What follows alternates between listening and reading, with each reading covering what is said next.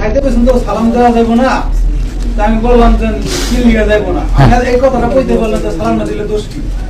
আমার এক পর্যায়ে খুব বিতর্ক, তার গেলাম যে একজন ইমামের কাছে জিগাম, নগদ এক ইমামের কাছে গেলাম, ইমাম সরকারি রাজসাল্লাম এটা অপছন্দ করতো, মানে মাখলু কইল। তা চিন্তা ভাবনা করলাম, যুবক ছিল মানে পুরালে জিগাইতাম না, যেহেতু গোমরা টাইপের যুবক ছিল কাছে গেলাম, হয়তো জানবো। সেই ফুতুরটা দিল, আর এক ফুতুর কাছে জিগালাম, সেই ফুতুরও ইমাম সাহেব, সে ওই ফুতুরটা দিল। আচ্ছা, এদিকে খেয়াল করেন সবাই, যে সব হুজুর ফতোয়া দিয়েছে যে খাওয়ার সময় সালাম দেওয়া এক কথায় জায়েজ নেই, কিন্তু বাস্তবতা কি হয় দেখেন। বাস্তবতা প্রথমে রুমে ঢেকে হ্যাঁ ভালো আছেন, খাচ্ছেন তো, হ্যাঁ এই জন্য সালাম দিলাম না। কয়টা কথা বললো, বাঁদরের মতো হেসে ধরে, হ্যাঁ খাচ্ছেন তো এই জন্য সালাম দিলাম না, কিছু মনে করিয়েন না। কয়টা কথা বললো, বললো যে খাচ্ছেন, হ্যাঁ হ্যাঁ কিছু মনে করবেন না, এই জন্য সালাম দিলাম না। যদিও আসসালামু আলাইকুম বলে দিত তাহলে কয়টা, একটা সেন্টেন্স লাগতো, আর এখানে সে 5টা ব্যবহার করলো। এবার যে এতে থাকে সে বলে না না না সমস্যা নেই, ঠিক আছে।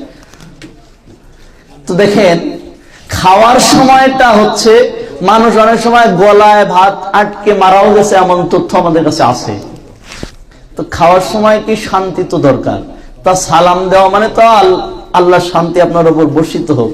তো খাওয়ার সময় আপনার দোয়া করছে, তো ভালো কাজ করছে, তো আপনার এখানে সমস্যা কোথায়? এটা হচ্ছে প্রথম কথা। দ্বিতীয় কথা হচ্ছে, ইসলামের নিষিদ্ধ বা সিদ্ধ এ ব্যাপারে মূলনীতি হলো যে হাদিস দিয়েই সিদ্ধ করতে হবে অথবা কোরআন আয়াত দিয়ে, হাদিস দিয়ে নিষিদ্ধ করতে হবে অথবা কোরআন আয়াত দিয়ে। ব্যক্তির মস্তিষ্ক প্রসূত কোন চেতনা দিয়ে নিষিদ্ধ করার কোন সুযোগ নাই। যেহেতু খাওয়ার সময় সালাম দেওয়া যাবে না এ মর্মে কোন হাদিস গ্রন্থগুলোর যত হাদিস গ্রন্থ পৃথিবীতে আছে তার মধ্যে নাই, কোরআনের মধ্যে তো নাই, বরং রাসূল সাল্লাল্লাহু আলাইহি সাল্লাম সর্ব অবস্থায় সব জায়গায় সালাম দেওয়ার সুযোগ দিয়েছেন। তবে এতটুকু যে একজন বাথরুমে যাচ্ছে, টয়লেটে আপনি যাওয়ার সময় আপনার মতো সালাম দিয়ে চলে যাবেন। সাহাবাগণ আল্লাহ রাসূলকে সালাম দিয়ে চলে গেছে, উনি টয়লেট থেকে বের হয়েছেন, ওযু করেছেন, এরপরে ওয়ালাইকুম আসসালাম বলেছেন।